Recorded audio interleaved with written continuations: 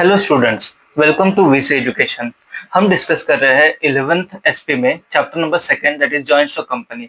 Joint stock company ये जो हमारा चैप्टर है, जिसमें हमको जॉइंट स्टॉक कंपनी का मीनिंग क्या होता है, किस तरीके से जो है उसके फीचर्स है, उसके बारे में हम डिस्कस करने वाले हैं। इस जॉइंट स्टॉक कंपनी में हमारे फीचर्स इंपॉर्टेंट है, हमको यहाँ पे टाइप्स दिया है, लेकिन उससे पहले हम बात करते हैं कुछ टॉपिक्स की, जिसमें sole trading concern, partnership firm. तो इनके ना मीनिंग जो है हमको पढ़ना है आज। तो मीनिंग में आपको बहुत इजी लैंग्वेज में लिख कर दिया है, तो ध्यान दीजिए। सोल ट्रेडिंग कंसर्न मतलब क्या होता है बेटा? Sole trading concern is a business, एक ऐसा बिजनेस होता है। Sole trading concern is a business which is own control and manage by only one person. Sole trading concern एक ऐसा बिजनेस जो अकेला इंसान ही चलाता है। So sole trading concern is a business which is own control and manage by only one person. It is also known as sole proprietorship और one man show. इसे हम सोल प्रोप्राइटरशिप भी कहते हैं बेटा, या फिर वन मैन शो बिजनेस भी कहते हैं। तो इसका मीनिंग आपके लिए आसान होगा। तो देखिए, the owner of sole trading concern, जो ओनर होता है सोल ट्रेडिंग कंसर्न का, वो होता है सोल ट्रेडर। क्या होता है वो? Sole trader. So the owner of sole trading concern is known as sole trader. The liability of sole trader is unlimited. Sole trader की लायबिलिटी कैसी होती है? अनलिमिटेड होती है। अनलिमिटेड लायबिलिटी मतलब अगर उसकी बिजनेस प्रॉपर्टी सफिशिएंट नहीं है पेमेंट करने के लिए थर्ड पार्टी का, तो उसको अपनी पर्सनल प्रॉपर्टी भी दी जाएगी। He does not share the profit and loss of the business. वो जो सोल ट्रेडर होता है वो अपने बिजनेस का प्रॉफिट एंड लॉस शेयर नहीं करता। अब प्रॉफिट भी होगा तो भी खुद एंजॉय करेगा, लॉस होगा तो भी खुद ही बियर करेगा। अब हम बात करते हैं पार्टनरशिप फर्म के बारे में।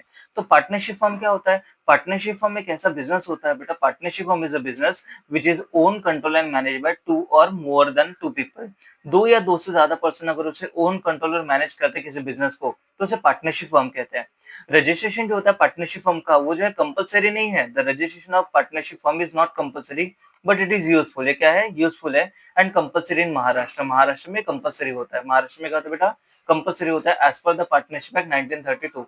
ये 1932 याद रखिएगा, क्योंकि पार्टनरशिप फर्म जो है वो एग्जिस्ट हुई थी 1932 में। The minimum number of partners in partnership firm, partnership firm में जो मिनिमम नंबर ऑफ पार्टनर्स होते हैं वो होता है 2। कितना होता है बेटा? 2। कम से कम 2 लोग चाहिए पार्टनरशिप फर्म को स्टार्ट करने के लिए। And maximum is 50। मैक्सिमम कितना होता है? 50 होता है। The liability of partner is unlimited. Partners की लायबिलिटी भी अनलिमिटेड होती है। अगर उन्होंने किसी थर्ड पार्टी से लोन लिया है, उनकी बिजनेस प्रॉपर्टी अगर पूरी नहीं होती है, तो उनको अपनी पर्सनल प्रॉपर्टी देनी पड़ेगी। हम बात करते हैं जो उसकी जो लायबिलिटी होती है वो अनलिमिटेड होती है। They share the profit and loss of the business. Business के ओनर होने की वजह से वो क्या करेंगे? प्रॉफिट एंड लॉस को शेयर करेंगे। तो बेटा आप इसके स्क्रीनशॉट ले लीजिए। चलो, हम बात करते हैं अभी थर्ड टॉपिक हमारा, joint in the family business. तो joint in the family business क्या होता है बेटा? तो एक ऐसा बिजनेस जो फैमिली मेंबर्स मिलकर चलाते हैं या फैमिली मेंबर्स मिलकर रन करते हैं, तो उसे joint in the family business कहते हैं। Joint in the family business is a business, एक ऐसा बिजनेस होता है which is run by family member. जो कौन रन करता है बेटा? फैमिली मेंबर्स रन करते हैं। कौन रन करते हैं? Family members. Then, joint in the family business is also known as Hindu undivided family business। हम उसे HUF बिजनेस भी कहते हैं, हिंदू अनडिवाइडेड फैमिली बिजनेस। और जो मेंबर्स होते हैं हिंदू अनडिवाइडेड फैमिली में, वो होते हैं कर्ता और को पार्टनर्स। दो मेंबर होते हैं बेटा, कौन होते हैं? कर्ता और को पार्टनर। कर्ता मतलब कौन? कर्ता is a head of the family. जो फैमिली का हेड होता है ना बेटा, वो कर्ता होता है। एंड को partners are the other members of the family. और जो को पार्टनर्स कौन होते हैं? अदर मेंबर्स होते हैं। द लायबिलिटी ऑफ कर्ता इज अनलिमिटेड। कर्ता की लायबिलिटी कैसे होती है बेटा? अनलिमिटेड होती है। सेम उसे भी, उसको अगर अपने बिजनेस प्रॉपर्टी से पूरे नहीं निकलता है लोन का पैसा, तो उसको जो है अपने पर्सनल प्रॉपर्टी देनी पड़ेगी। और को पार्टनर की लायबिलिटी कैसे रहती है? लिमिटेड रहती है। जो को पार्टनर्स होते हैं उनकी लायबिलिटी लिमिटेड होती है। और ये जो joint in the family business, वो सिर्फ इंडिया में ही एग्जिस्ट होता है। It exist only in India. तो हमने सोल ट्रेडिंग कंसर्न का मीनिंग देखा, हमने पार्टनरशिप फर्म का मीनिंग देखा, हमने joint in the family business का मीनिंग देखा। अब हम बात करते हैं कोऑपरेटिव सोसाइटी। जैसे बहुत से लोग क्या करते हैं, मिलकर जो है एक एसोसिएशन क्रिएट करते हैं कि चलो एक दूसरे की हेल्प हो जाएगी, या सर्विस देने के लिए जो ऑर्गेनाइजेशन को एस्टेब्लिश किया जाता है उसे कोऑपरेटिव सोसाइटी कहते हैं। Cooperative society is a voluntary association created by people. याद रखिएगा, ये वॉलंटरी एसोसिएशन है। कैसे है? Voluntary association. उसका जो नेचर होता है कोऑपरेटिव सोसाइटी का, the nature of cooperative society is service oriented. कैसा होता है बेटा? सर्विस ओरिएंटेड, मतलब सर्विस को ध्यान में रखते हुए किया जाता है, ये प्रॉफिट कमाने के लिए नहीं होता। The registration of cooperative society is compulsory. याद रखिएगा, जो रजिस्ट्रेशन होता है कोऑपरेटिव सोसाइटी का, वो क्या होता है? कंपल्सरी होता है। और जो मिनिमम नंबर ऑफ मेंबर्स होते हैं कोऑपरेटिव सोसाइटी में, वो होते हैं 10।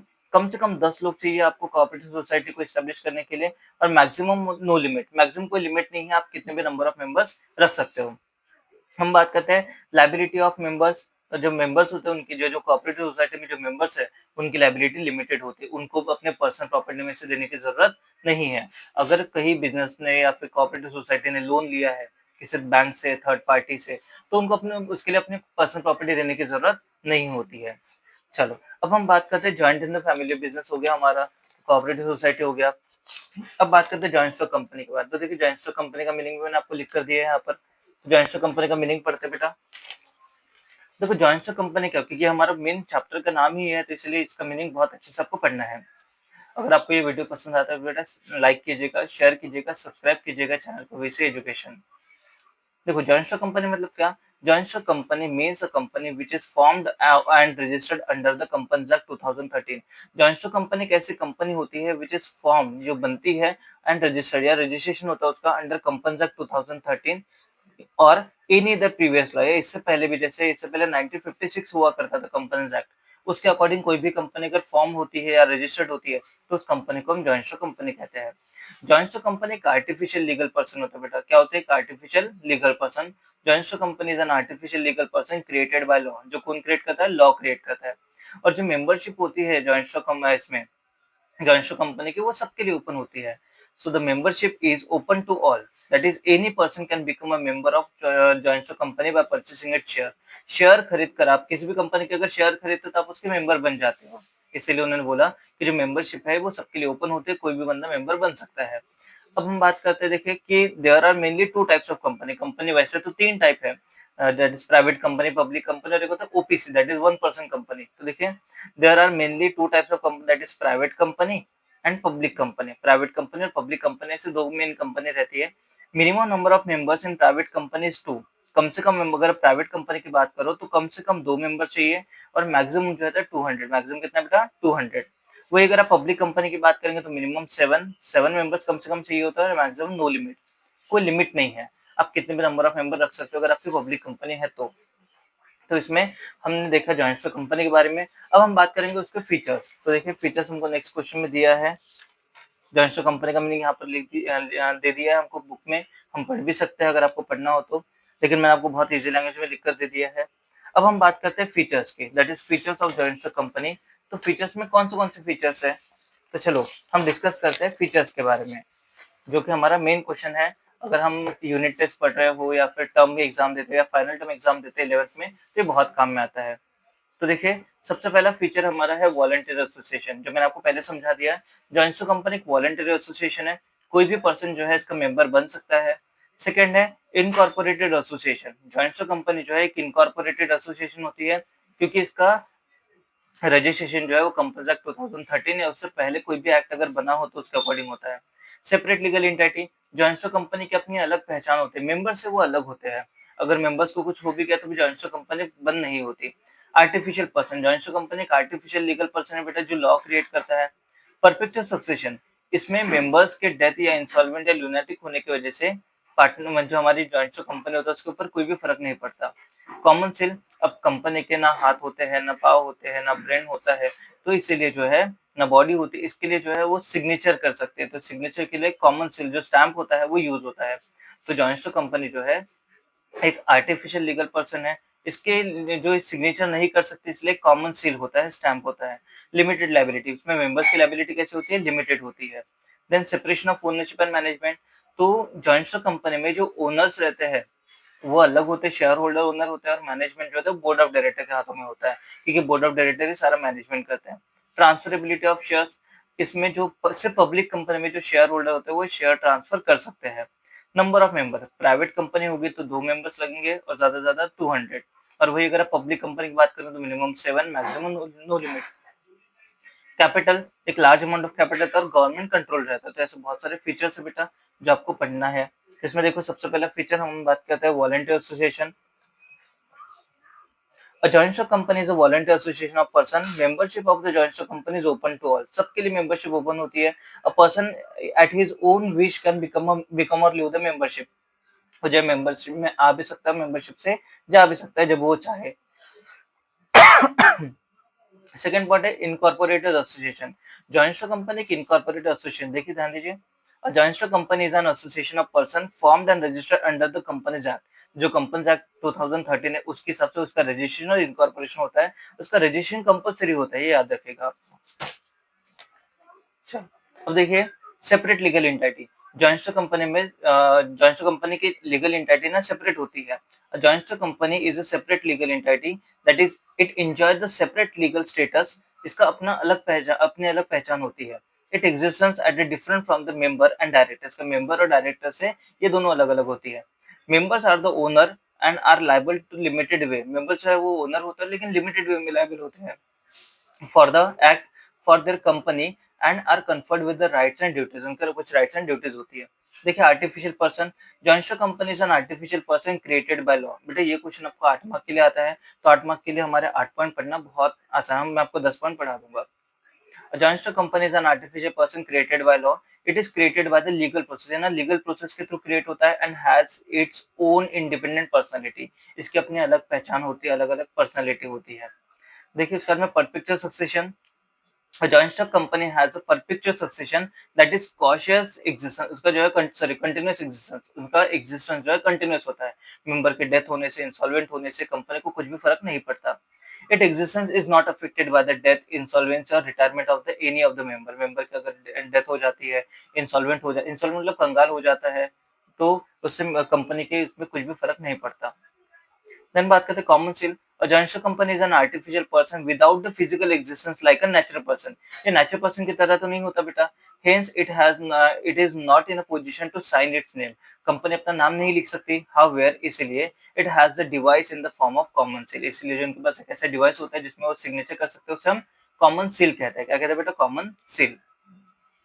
Limited liability. The liability of share holder of a joint stock company is limited. Members की जो मेंबर या जो शेयर होल्डर होता है उनकी लाइबिलिटी कैसे रहती है बेटा? लिमिटेड रहती है। It is limited up to the unpaid part of the face value of share held by the shareholder. उनकी जो फेस वैल्यू, जो अनपेड शेयर के ऊपर फेस वैल्यू, वही एग्जांपल समझा देता हूँ कि मैंने किसी टाटा मोटर्स कंपनी के 10,000 के शेयर्स खरीदे हैं। उसमें से मैंने अगर 2,000 का पेमेंट किया और 8,000 का पेमेंट नहीं किया, तो मुझे 8,000 तक ही देना है। उसके अलावा कंपनी अगर डिसॉल्व हो जाती है या कंपनी की लायबिलिटी अनलिमिटेड होती है, तो उसमें मुझे अपने पर्सनल प्रॉपर्टी में से देने की जरूरत नहीं है। Separation of ownership and management.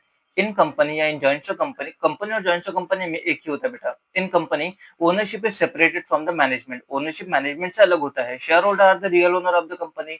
जो कंपनी के शेयर खरीदते हैं वो शेयर होल्डर होते हैं और शेयर होल्डर कंपनी के रियल ओनर होते हैं।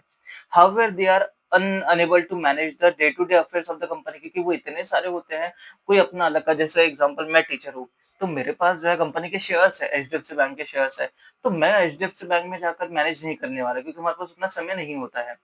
So they are in a larger number, क्योंकि बहुत सारे लोग रहते हैं। दे आर स्कैटर्ड, अलग अलग जगह फैले होते हैं। They keep the changing because the shares are transferable, और वो चेंज होते रहते हैं क्योंकि शेयर ट्रांसफर होते रहते हैं। So they elect the board of director, इसलिए वो क्या सिलेक्ट करते हैं? बोर्ड ऑफ डायरेक्टर को चुनते हैं to look after the management of the company, इसलिए कंपनी के मैनेजमेंट के लिए। All the policy decision is taken by the board of director. जितने भी डिसीजन होते हैं बोर्ड ऑफ डायरेक्टर लेते हैं। तो याद रखिएगा, जो कंपनी की ओनरशिप है वो शेयर होल्डर के हाथों में है और जो मैनेजमेंट है वो बोर्ड ऑफ डायरेक्टर के हाथों में होता है।